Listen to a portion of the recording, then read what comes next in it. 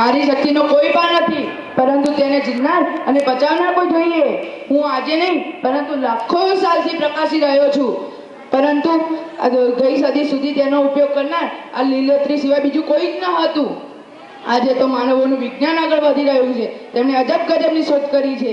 તેમણે મારી શક્તિનો સીધો ઉપયોગ કરવા માટે અનેક પ્રકારના સાધનો વિકસાવ્યા છે, જેમ કે રાંધવામાં, પાણી ગરમ કરવામાં, લાકડામાંનો ભેદ દૂર કરવામાં વગેરે જેવા અન્ય કાર્યોમાં પણ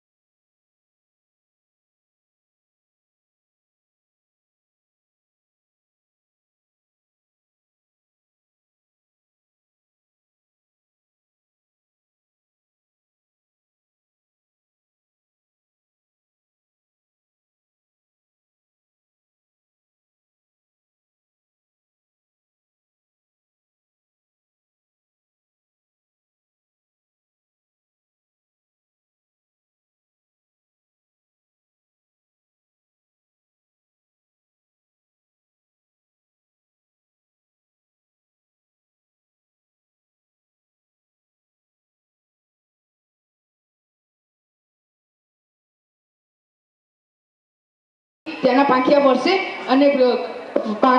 અને તેને જનરેટર સાથે જોડી દઈશું, જેનાથી વિદ્યુત ઉત્પન્ન થશે. તું જોજે ને, તારી પવન ચક્કી તો કાચબાભાઈને પવન પાવડીનું કામ આપશે, જેના જોડે તો કાચબાભાઈ ઉડવા માંડશે.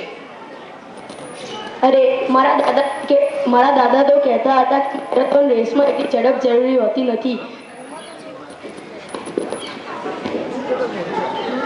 તેમાં તો છેવટ સુધી શક્તિ બની રહે એ જ અગત્યનું છે. મને આ વાતની ધરપત છે.